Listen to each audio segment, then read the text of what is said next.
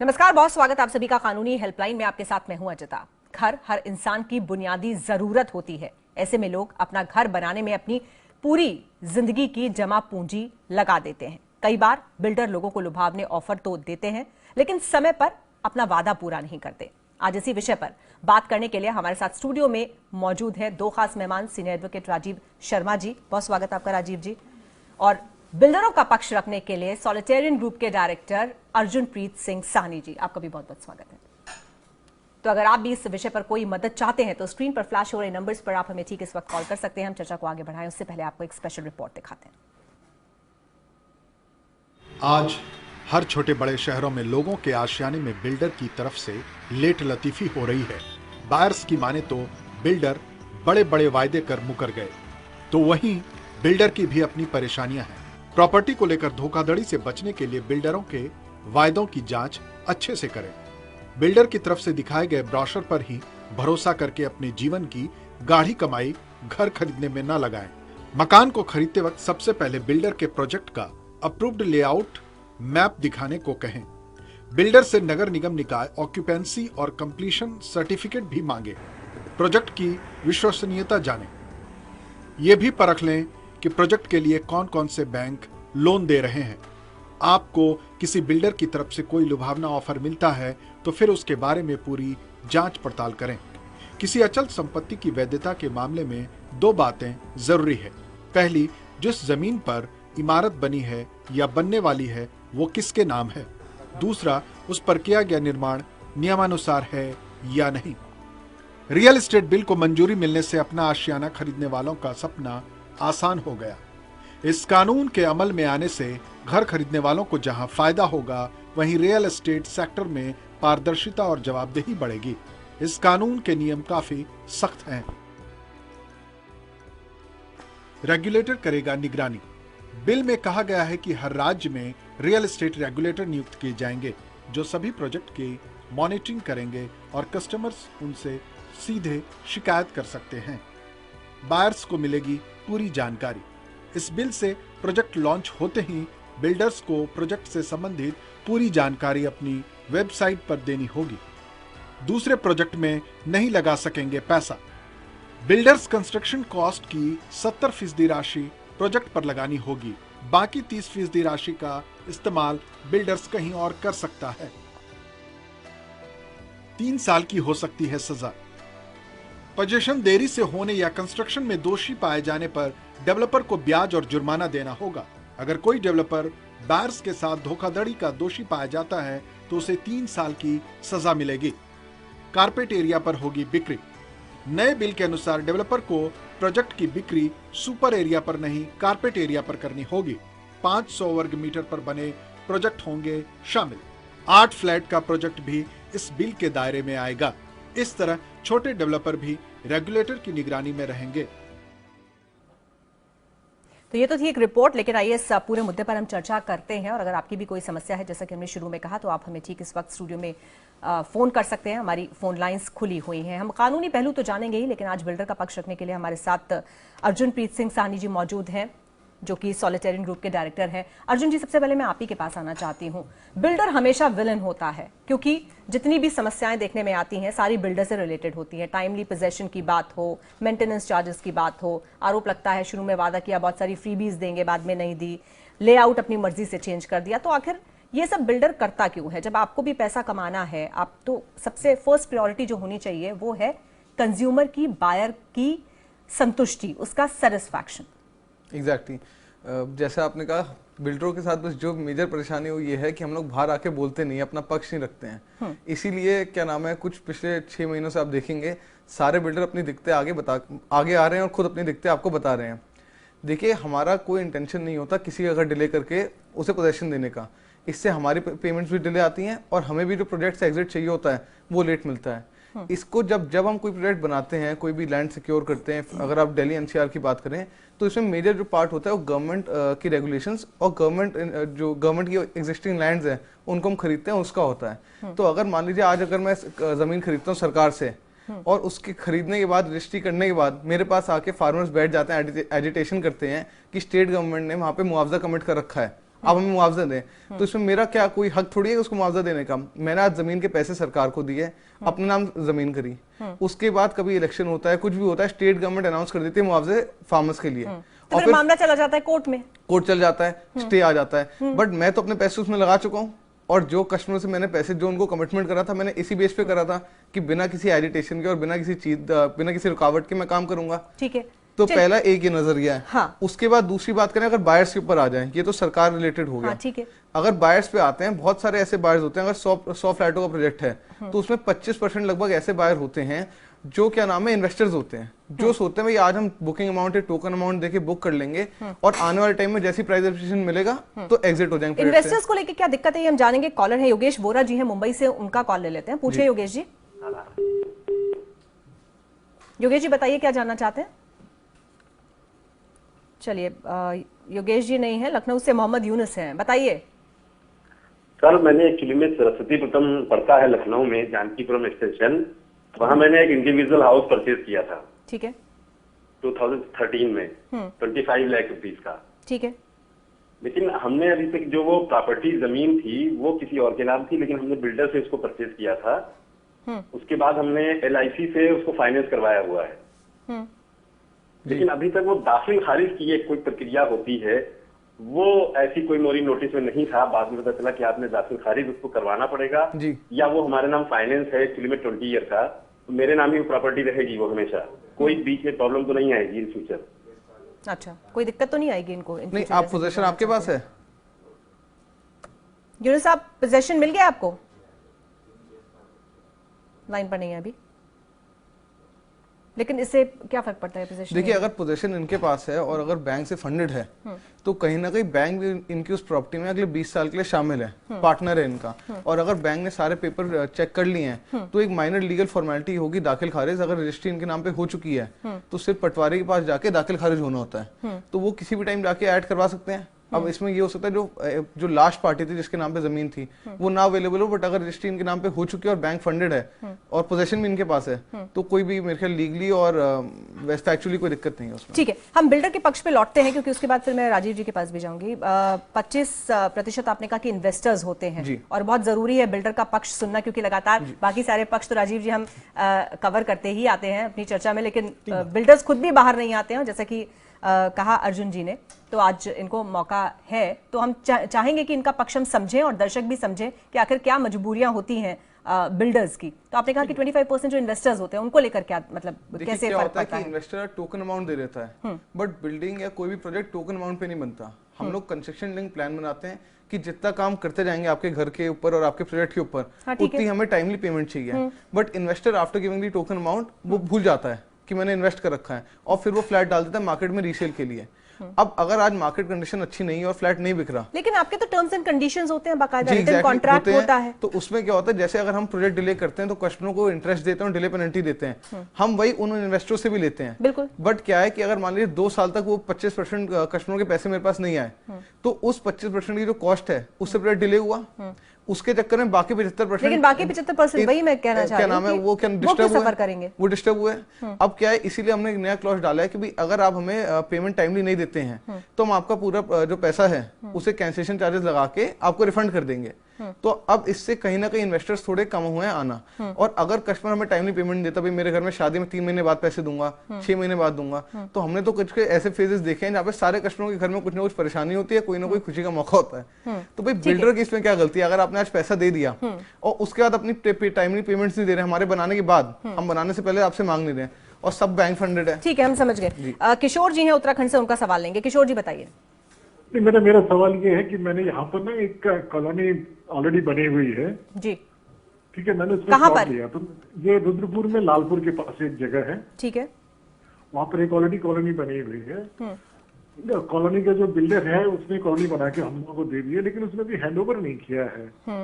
Actually मैं इस colony का जनरल सेक्रेटरी हूँ, तो इस हैंड ओवर ना होने की वजह से क्या क्या प्रॉब्लम हो सकती है और हैंड ओवर कराने के लिए क्या हम लोग कर सकते हैं, मैं इस बारे में जानकारी चाह रहा था। ठीक है, अगर वो हैंड ओवर नहीं कर रहा है तो सबसे पहले तो आप उसको सोचनी जाके उससे पहले बात कीजिए, भाई हैंड ओवर क्यों नहीं कर रहा। हो सकता है कुछ लीगल फॉर्मेलिटी उसके अब यहाँ पे जो पूरी करनी होती है वो ना हो पा रही हो, या उसमें कोई टाइम लग रहा हो। कुछ फॉर्मेलिटी जब तक प्रॉपर्टीज में जब तक पूरी फॉर्मेलिटीज नहीं हो जाती तो वो हैंड ओवर नहीं कर सकता है। अब वो देखना है कि उसकी प्रॉब्लम क्या है। अगर वो सारी फॉर्मेलिटीज पूरी है तो वो हैंड ओवर जरूर कर देगा। अगर वो हैंड ओवर नहीं कर रहा तो हो सकता है कहीं ना कोई लीगल फॉर्मेलिटी रह गई होंगी, तो एक बार उससे बैठ के बात कर लें और उसके हिसाब से टाइम शेड्यूल होगा, मालूम पड़ जाएगा। अगर वो उसके बाद भी नहीं करता तो आप लास्ट में कोर्ट का सहारा ले सकते हो। ठीक है, ओसाम रजा साहब हैं मस्कट ओमान से इस वक्त हमारे साथ, बताएं। जी, मैंने अलीगढ़ में एक फ्लैट बुक कराया था जी। वो उनको मैंने पैसा दिया था, तकरीबन 9.5-10 लाख रुपया मैंने उनको पे कर चुका हूँ और ये 3-4 साल हो गए और वो बिल्डर जो हैं वो वहां से छोड़ छाड़ के भाग गए हैं और अभी तक वो ना तो मेरा पैसा दे रहे हैं ना मेरे बारे में वो कुछ बता रहे हैं। बिल्कुल, बताइए। अब देखिए बिल्डर पर ये बात आ गई तो वो फोन भी नहीं लेते हैं। जी, ऐसा भी बहुत आपने जब पैसे दिए थे तो आपने प्रोजेक्ट अप्रूवल उनके देखे थे? मैंने सिर्फ उनका वो ब्रोचर वगैरह देखा था और उन्होंने पूरा वो सब मुझे बताया था कि ये हमारा 2 साल में तैयार हो जाएगा और यहाँ पर हम जो है 11 टावर बना रहे हैं 11 स्टोरीज के और ये जो है इस पे हम हेलीपैड भी बनाएंगे, ये सब। और उसके बाद वो वहां से छोड़ छाड़ के सब चले गए और बहुत सारे प्रॉमिसेस कर दिए, वादे कर दिए, लेकिन बिल्डर ही गायब हो गए। मैं न्यूज़ वर्ल्ड के माध्यम के थ्रू एक बात बताना चाहूंगा, कभी भी कोई भी बायर अगर इन्वेस्ट करता है उसको उस प्रोजेक्ट के अप्रूवल्स देखने चाहिए कि कौन कौन से डिपार्टमेंट से और सारे अप्रूवल आए नहीं आए हैं, क्या वो बैंक फंडेड है, जो जमीन है वो उस बिल्डर के नाम पे है। देखिए सिर्फ ब्रोशर तो एक क्या नाम है बुकलेट है, वो कोई भी प्रिंट करवा के बोल दे जमीन मेरी है तो उसकी जमीन नहीं हो जाती। आज अगर कोई डेवलपर है तो उसके सारे पेपर वर्क होंगे, वो रजिस्टर्ड होगा, अलग अलग अथॉरिटीज के साथ रजिस्टर्ड होगा। अगर जब तक कोई बायर ये सारी चीजें अपने आप चेक नहीं कर लेता, खुद अपने आप, ना किसी ब्रोकर के थ्रू ना किसी ऑनलाइन पोर्टल के थ्रू, अगर खुद नहीं देखता है तो पहले तो उसको इन्वेस्ट नहीं करना चाहिए उस प्रोजेक्ट में। दूसरी बात, जैसे ये केस आपका अब क्या लगभग एक तरीके से देखा जाए बिल्डर आपसे मिल नहीं रहा, तो जो भी आपने चेक अमाउंट से उसको पैसा ट्रांसफर करा है, आप उसमें सीधा एक कोर्ट केस दाखिल करिए कि भाई हमें ये रिफंड चाहिए और आपको उसमें रिफंड करेगा। अगर नहीं रिफंड करेगा तो उसके अगेंस्ट नॉन वेल्युअल वारंट आएगा। बट क्योंकि आपने इनिशियली उसके ना प्रोजेक्ट अप्रूवल देखे थे या कुछ भी देखा था, तो आज वो ये बात बोल सकता है कि मैंने इसलिए बेचे, इनको ये पैसे इसलिए लिए ही नहीं थे, किसी और चीज के लिए लिए थे। लेकिन राजीव जी कहाँ उसको चक्कर लगाने पड़ेंगे? सबसे बड़ी बात, सबसे बड़ी प्रॉब्लम है ना, मैं मानता एग्री करता हूँ कि लोग ब्रोशर देखेंगे, ऐड देखेंगे और ये नहीं देखेंगे प्रॉपर्टी जो बेचने वाला है उसका क्या प्रोजेक्ट है, कितनी अप्रूवल है, कहां बना रहा है, क्या क्या चीज उसके पास है। क्या कई बार ऐसा हुआ है कि बहुत से बिल्डर बदमाशी करके दूसरे के प्रोजेक्ट की फोटो अपने ब्रोशर पे छाप के दिखा देते हैं, दूसरे की साइट दिखा देते हैं कि ये साइट मेरी है, अपने 10-15 आदमी खड़ा कर देते हैं और लोगों से पैसा ले लेते हैं। ये लोग सोचते हैं कि आज ही पैसा दे दीजिए, आज ही फ्लैट मिल जाएगा। 50% लोग पैसा इन्वेस्ट करते हैं कि मैं बाहर काम करता हूं, मैं फ्लैट ले लूंगा, बाद में बेच दूंगा। और वो लोग, इन लोगों की बिल्डर लोग, ऐसे फ्रॉड बिल्डर इनकी ताक में रहते हैं, वो इनसे पैसा ले लेंगे और पैसा लेने के बाद लुक्रेटिव वादे दिखाएंगे और भाग जाएंगे। खाली ब्रोशर्स पर भरोसा नहीं करना चाहिए। खाली जो उस टाइम कोई भी नहीं देखता है, उस टाइम कहता है कि ऐड देखी है, बहुत बड़ा बिल्डर है, हमने पैसे मिल रहा है और ये लोग ऑफर है। ये लोग सबसे बड़ी प्रॉब्लम एक और करते हैं, अपने पैसों देंगे, 4 आदमी और पकड़ के लाएंगे, मैंने जमा कर दिया, आप भी चलिए साथ में। वो बहुत बड़े बिल्डर है और वो उसके बाद जब पैसे फंस जाते हैं तो सारे के सारे चेक बहुत जरूरी है। बिल्कुल सुरेश जी, वो चेक करते ही नहीं है। ठीक है, सुरेश जी का कॉल लेते हैं, गुरुग्राम से हमारे साथ हैं। सुरेश जी बताइए। मैम मैं ये कहना चाहता हूँ, ये बिल्डरों को एडवांस पेमेंट लेने की, देखिए कोई भी कस्टमर इतनी जल्दी सबसे कोई चीज चेक नहीं कर सकता, कितना भी इंटेलिजेंट कस्टमर हो, लैंड किसकी है, कहाँ से आई, इस पे क्या अप्रूवल है, कोई भी पब्लिक आदमी, जनरल आदमी इसको नहीं चेक कर सकता, ना कोई बिल्डर दिखाता है। मान लीजिए दूसरे की जगह दिखा देते हैं, ये हमें क्या पता। इनके ऊपर कंडीशन ये लगाई जाए कि ये किसी से पहले पैसे लेते ही क्यों है, कंप्लीट बनाने के बाद ही क्यों नहीं पैसे ये लेते। ये बैंक से भी लोन करा लेते हैं पब्लिक का, मेरा आपका। ऑलरेडी मैं नोएडा के बिल्डर के यहाँ फंस गया था, अभी तक पैसे फंसे हुए हैं। अर्जुन जी इसका जवाब देना चाहेंगे? सर बिजनेस है, बिल्डर है, चैरिटेबल ऑर्गेनाइजेशन नहीं, आज बनाने के लिए जो पैसा चाहिए वो तो कहीं ना कहीं से आएगा। या तो बैंक सरकार इतनी अच्छी हो कि हमें क्या नाम है चीप रेट ऑफ इंटरेस्ट पे फाइनेंस कर दे, हम पूरा बना के बेच देंगे। बट अगर हम बिजनेस करने बैठे हैं और आज कोई कस्टमर है तो लेंगे। आप कोई गाड़ी बुक करवाने जाते हो तो आप ये थोड़ी बहुत जब मैं गाड़ी चला लूंगा उसके बाद में पैसे दूंगा गाड़ी के, बुकिंग अमाउंट देते हो और गाड़ी लेने से पहले पूरा पैसा दे देते हो, तो देने पड़ेंगे ना पैसे। सुरेश जी, जहां आप इतने पैसे लगा रहे हैं, कम से कम जब आपको उस पर टाइम ही नहीं है, नहीं देखना चाहते, तो फिर लॉस भी आप ही भुगतोगे, परेशानी भी आपको होगी। अगर आप इतना प्रोजेक्ट पे पैसे दे रहे हैं, लाखों रुपए लगा रहे हैं, मकान परचेज कर रहे हैं, अगर आपको कागज पढ़ने के लिए और इंक्वायरी करने के लिए पैसे नहीं है, तब परेशानी होगी। आप जब लड़के की लड़की शादी करते हो तो 25 जगह पूछते हो, चक्कर काटते हो, तो मकान की बात है तो यहाँ भी थोड़ा कोशिश करनी पड़ेगी आपको, क्योंकि पैसा आपका सेफ है, आपने अपने पैसे को सेव करना है। और प्रेम जी हैं चंडीगढ़ से, उनका सवाल लेते हैं। प्रेम जी बताइए। हेलो, बताइए।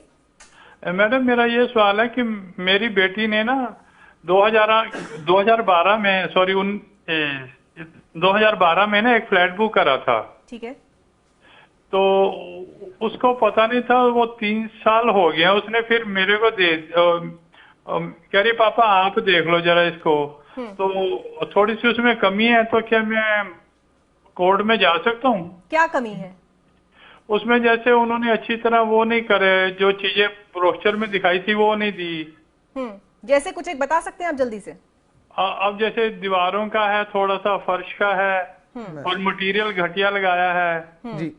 ये भी बहुत बड़ी शिकायत होती है और बहुत कॉमन एक बीबीए हुआ होगा बिल्डर बाय एग्रीमेंट, उसमें जो स्पेसिफिकेशन आपको देनी होंगी वो क्लियरली मेंशन्ड होंगी कि टाइल कौन सी होंगी, बाथरूम में फॉसेट कौन सी कंपनी होंगे, उस टाइप के होंगे, और दीवार के ऊपर पेंट क्या होगा, कैसे होगा, ये सब कुछ मेंशन्ड होगा। तो दो बातें अगर आपके बीबीए में मेंशन्ड है कि भाई ये चीज चाहिए और आज बिल्डर ने वो नहीं प्रोवाइड करी है, तो आप बिल्कुल कोर्ट जा सकते हैं, और अगर आप बिल्डर के पास जाएंगे तो बिल्डर भी उसे रिपेयर कर देगा। और अगर आपके बीबीए में मेंशन नहीं है और उस टाइम आपको किसी ब्रोकर ने, डीलर ने या किसी ने बता के आपको ये सामान बेदे भी ऐसा लगा के देंगे, बेडरूम में फर्नीचर लगा के देंगे, और आपके बीबीए में नहीं है, तो उसके लिए आप मेरे ख्याल कहीं भी अप्लाई नहीं कर सकते किसी भी लीगल ट्रिब्यूनल में। देखिए मैं इसमें थोड़ा सा मैं आपको बताता हूँ, इसमें जो एग्रीमेंट आपका हुआ है वो एग्रीमेंट पढ़िए, आपको कितना कारपेट एरिया देना था, क्या क्वालिटी थी, क्या लगाना था। अब्रॉड में जब ऐसा होता है कि जब एग्रीमेंट कर लेते हैं उसमें इतना तक लिखा होता है कि कौन से दरवाजे में कितनी लेयर लगेगी, कौन सी प्रॉपर्टी लगेगी, कौन कौन सी चीजें उसके अंदर स्पेसिफिकेशन दी जाती है कि लगाई जाएंगी, और वो वहां पे बिल्डर बना के देते हैं एग्जैक्टली सेम। हमारे यहाँ बिल्डर जो लॉबी है वो ऐसे लोगों को चीट करती है आफ्टर गिविंग द पोजीशन। ये प्रॉब्लम हर कोई फेस कर रहा है, जो दिखाते हैं वो 70% वो लोग नहीं देते हैं। इसके लिए आप जो आपका एग्रीमेंट है उसे केयरफुली पढ़ें, उसे ध्यान से पढ़ें और स्पेसिफिकेशन नोट कर लें। अगर स्पेसिफिकेशन में लिखा है तो आप बिल्डर को थ्रू कोर्ट आप जाएं और उसमें कंपनसेशन लीजिए, उसे फोर्स कीजिए, वो आपको करेगा। अगर नहीं करेगा तो आप सब बाहर इकट्ठे हो गए, उसके अगेंस्ट चीटिंग का मुकदमा भी दर्ज कर सकते हैं। आदर्श जी हैं, उनका सवाल ले लेते हैं। पूछिए आदर्श जी। मैंने एक प्रॉपर्टी एरा का गुरुग्राम का गुड़गांव, उसमें हमने और हमारे बहुत सारे नजदीकी लोगों ने करीब 40-42 लाख 45 लाख इन्वेस्ट कर चुके हैं, और एरा का मालिक वो जो भी प्रॉपर्टी डीलर ये कर रहा है, वो अभी तक कोई बना के नहीं दिया है। एक बार उसको कोर्ट ने जेल की भेजा, एक पार्टनर को, 4-5 पार्टनर है उसमें, और उसके बाद वो कोर्ट से फिर छूट गया। अब हम लोगों की स्थिति नाजुक है, क्या हम लोगों को अब आगे का क्या कार्रवाई करें कि कहाँ जाएं, समझ में नहीं आता है। बैंक वाले भी पैसे दिए हैं, वो फंस गया टोटल पैसा, और इधर भी इंटरेस्ट चल रहा है, उधर भी मकान नहीं मिल रहा है। ठीक है, 2 लाइन में इनका जवाब। जी देखिए, इस केस में ज्यादा आप कुछ नहीं कर सकते, आपको कोर्ट ही जाना पड़ेगा। और अगर आपके पास एग्रीमेंट्स हैं पूरे, आपका पेपर वर्क पूरा है, और अगर पहले वो जेल आपके चक्कर में गए हैं, तो कहीं ना कहीं आपके केस में दम है। और अगर मान लीजिए अभी तक आपने केस ही दाखिल करा है, तो मैं तो यही कहूंगा भी आप पहले जाके केस करिए, और खरीदने से पहले हमेशा ये ध्यान रखिए भी किसके साथ आप इन्वेस्ट कर रहे हैं, उसके पास में कौन सा प्रोजेक्ट डिलीवर्ड है, अगर कोई नया बिल्डर है, किसकी जमीन है और किसकी नहीं है, ये सब देखना बात जो है वो जांच पड़ताल पे ही आ जाती है। लखनऊ से जय है हमारे साथ। जय, पूछें। बताइए। हेलो जी, बताइए। पहले 2 आपकी आवाज साफ नहीं आ रही है जय, बताएं। बहुत सारे कॉलर्स वेट कर रहे हैं, जल्दी बताइए। चलिए आगरा से प्रकाश जी का सवाल लेते हैं। प्रकाश जी बताइए। मेरा आगरा में प्लॉट लिया हुआ है, एडीए से अप्रूव्ड है, लेकिन उसमें डेवलपमेंट नहीं किया और सामने वालों ने उस चीज में, वहाँ पे पूरा रोड दी है, न लाइट दी है। अच्छा राजीव जी, वो प्लॉट किससे लिया आपने? अथॉरिटी से लिया है, बिल्डर से लिया है, या किसी डेवलपर से लिया है? वो डेवलपमेंट नहीं किया बिल्डरों ने मिलकर के अभी तक। आपने लिया किससे प्लॉट? वो डेवलपर से लिया है, किसी बिल्डर से लिया है? बिल्डर से। अगर बिल्डर से लिया है तो आप उसके टर्म्स और कंडीशन एग्रीमेंट्स देखिए उसमें, और उसमें लिखा होगा कि कब तक डेवलप करेंगे, कैसे डेवलप करेंगे। अगर वो नहीं लिखा तो आप उसको परसू कीजिए, और उसके बाद भी नहीं करता तो सब लोग 5-7 लोग इकट्ठे होकर, क्योंकि आपके अलावा और लोगों ने बहुत प्लॉट खरीदा होगा, तब जाके आप कोर्ट में अप्रोच कीजिए, उसे फोर्स कीजिए, वो आपको मिल जाएगा। दिल्ली से रमेश जी हैं, उनसे उनका सवाल लेते हैं। रमेश जी बताइए। हेलो। हाँ पूछे। हाँ मैंने दिल्ली से, हेलो बताइए बताइए, सुन रहे हैं। एक डीलर के थ्रू नोएडा में जगह ली थी। ठीक है। वो आज तक पैसे नहीं दे रहे कि ये कोर्ट सील है, ये खराब हो, इसके एग्रीमेंट गलत था, ये वो था। आज तक मैं फंसा हुआ हूँ, मेरा एक पैसा नहीं मिलता। उससे ज्यादा मांगो, वहाँ अधिकारी है कोई नोएडा प्राधिकरण का ही। नहीं, बिल्डर कौन से हैं? बिल्डर नहीं, प्राधिकरण के अधिकारी ने दिलवाई थी कोई प्रॉपर्टी वहाँ पे सेक्टर 31 की। ठीक है। तब वो कहता है जी ये तो सील्ड हो गई थी, मुझे मालूम नहीं था, और पैसे लेके मेरे बैठ गया है। क्या करें? आपने पैसे किसको दिए हैं? अधिकारी को दिए हैं या आप बेचने वाले को दिए हैं? अधिकारी और बेचने वाले दोनों ही साथ साथ थे जी। वो प्रॉपर्टी उन्होंने धोखे से बेची। तो आप दोनों के खिलाफ पुलिस में मुकदमा दर्ज कराइए और दोनों के खिलाफ चीटिंग का केस डालिए और उनसे अपने पैसे वापस मांगिए। मतलब रिश्वत भी ली गई यहाँ पर? रिश्वत ली गई है, वो इसलिए किसी अधिकारी ने उसको पहले एंटाइज किया कि आप प्रॉपर्टी खरीद लीजिए, और बाद में प्रॉपर्टी शायद किसी और की थी या वो लीगली अप्रूव नहीं थी, तो वो बाद में उनको बता दिया, सीज कर दी है, तो पैसे इनको चीट कर लिए गए इनके पैसे। ठीक है। दिल्ली से रमेश जी हैं। रमेश जी पूछे। रमेश जी बताइए।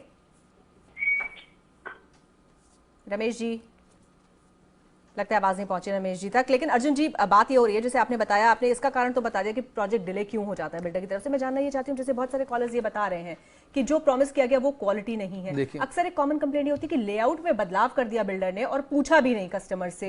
ये सब बिल्डर क्यों करते हैं और बिना मर्जी? इस बात पे वैसे क्लैरिटी दूंगा। अगर इसी पॉइंट को एलैबोरेट करें तो जो बीबी आपको मिलता है बिल्डर बाय एग्रीमेंट, उसके अंदर ये बिल्कुल 100% डिटेल में मेंशन्ड होता है कि भाई आज वो एक्सटर्नल डेवलपमेंट आपको क्या करके देंगे, आपके घर के अंदर और आपके घर के बाहर किस टाइप के मार्बल लगाएंगे, किस टाइप के पंखे लगाएंगे। मिलता नहीं है वो, ऐसा मिलता इसलिए नहीं है क्योंकि कुछ बायर्स जो होते हैं वो brochure, again paper work brochure और डीलर्स के ऊपर मान लेते हैं। डीलर बोलता है जी आपको यहाँ पे पूरी जो लिफ्ट लॉबी है आपकी, लिफ्ट लॉबी एयर कंडीशन होगी, बट अगर आपके पास कहीं रिटर्न में नहीं है तो आपको कभी भी नहीं मिल सकता। और दूसरी बात क्या है कि जितना मेरी समझ है, अगर किसी बिल्डर ने कोई भी लीगल एग्रीमेंट आपके साथ कर रखा है और पोजेशन आपको दिया है, तो वो हर चीज लगा के देता है। इसीलिए हम फिट आउट पीरियड्स बोलते हैं। आज हम पोजेशन अब आपको ऑफर करते हैं, हम नहीं बोलते पोजेशन ले लीजिए। पटना से सिन्हा साहब हमारे साथ जुड़े हैं, उनका सवाल लेना है। सिन्हा साहब बताइए। हाँ हेलो जी बताएं। हाँ, ये है कि हम अगस्त महीने में 50% हम रुपया जमा कर दिए बिल्डर को, और उसके बाद बिल्डर जो है ना वहाँ पर मकान बना रहा है ना कुछ कर रहा है, और पैसे का डिमांड हमेशा करता है। कौन सा बिल्डर है, कहाँ पर? ये आयशाबाद में है बिल्डर। नहीं, साफ समझ नहीं पाए, बताइए जी क्या करेंगे। देखिए ये पटना से बात हो रही है और उसमें अभी क्लैरिटी भी नहीं आई है। अब इन्होंने कितने पैसे देने हैं, कितना काम होना है, बिल्डर ने कितना काम किया है, ये होना बहुत जरूरी है। हो सकता है कि ये बिल्डर काम कर रहा हो, ये जो सारे लोग मिलके उनको जो पैसे डिमांड हो, जो उसका एग्रीमेंट में हुआ हो, ना दे पा रहे हो, तो बिल्डर कैसे काम करेगा। एक तो ये भी प्रॉब्लम हो सकती है, और हो सकता है कि बिल्डर इनसे पैसे लेके काम ना कर रहा हो। तो अगर दोनों चीजों ये देखना बहुत जरूरी है। अगर बिल्डर काम नहीं कर रहा तो ये उसकी बिल्डर की शिकायत कर सकते हैं और बिल्डर के खिलाफ केस डाल सकते हैं। पर केसेस डालने से ज्यादा कोई फायदा कस्टमर को होता नहीं, क्योंकि वो अपनी लड़ाई लड़ रहा होता है, उसे पहले मकान चाहिए होता है, तो वो केसेस में पढ़ना नहीं चाहता। तो बेस्ट तरीका है कि एक बार अपने एग्रीमेंट्स और बिल्डर से जो तालमेल है वो मिला के एक बार उसे सॉर्ट आउट करने की कोशिश करें। ठीक है, मुंबई से रमेश जी का कॉल ले लेते हैं। रमेश जी बताइए। नमस्कार मैम, जी मुंबई से बोल रहा हूँ। जी। मैंने अभी बीच में MCHI का जो एग्जीबिशन था वहाँ पर प्रॉपर्टी देखी थी एग्जीबिशन में, तो वहाँ से मुझे बहुत सारे बिल्डर्स के कॉल भी आए, इसमें अभी बहुत सारे ऑफर्स दे रहे हैं, 595 है, 1090 है, तो इसमें कैसे सावधानी बरती जाए, क्या करना चाहिए? जी देखिए, अगर कोई भी आपको सबवेंशन प्लान दे रहा है तो कहीं ना कहीं आप सुनिश्चित हो सकते हैं, क्योंकि वो प्रोजेक्ट बैंक अप्रूव्ड है। आज अगर कोई बिल्डर आपसे 5% पैसे आज ले रहा है और 90% आफ्टर 95% आफ्टर पोजेशन ले रहा है, तो सब बैंक फंडेड है। और बैंक उसी बिल्डर को फंड करता है जिसके पेपर पूरे होते हैं, जमीन के अप्रूवल अथॉरिटी और जो बना रहा होता है। दूसरा क्या है, जो 95% पैसा आपसे लेना है या जो बैंक ने आपके बिहाफ पे देना है, वो कंस्ट्रक्शन लिंक प्लान होता है कि आज आप 4 फ्लोर बनाएंगे तो 5% पैसा देंगे, फिर 10 फ्लोर बनाएंगे तो 5% पैसा देंगे।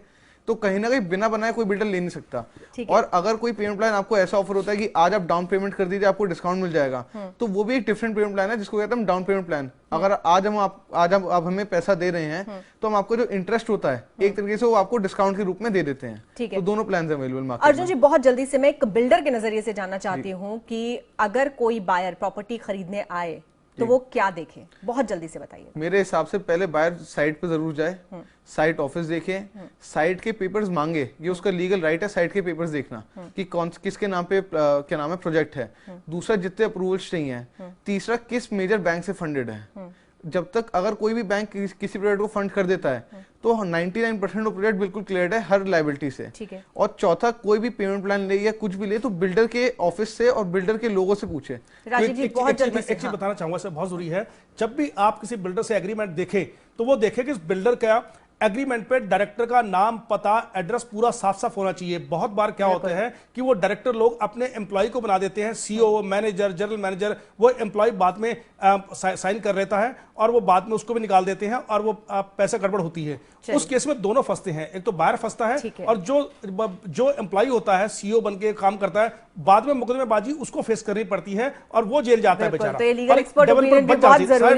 डेवलपर सारे बच जाते हैं। आप देखिए कि वो आपका एग्रीमेंट साइन किसने किया है, समय खत्म हो गया एमडी ने करना चाहिए। राजीव जी, समय खत्म हो गया। बहुत शुक्रिया आपका हमारे साथ इस चर्चा में जुड़ने के लिए और लीगल पहलू रखने के लिए, और आपका भी अर्जुनप्रीत सिंह जी एक बिल्डर का नजरिया रखने के लिए हमारे साथ इस कार्यक्रम में। और इसके साथ ही आज के इस खास कार्यक्रम में बस इतना ही। बाकी की खबरों के लिए आप देखते रहिए न्यूज़ वर्ल्ड इंडिया। नमस्कार।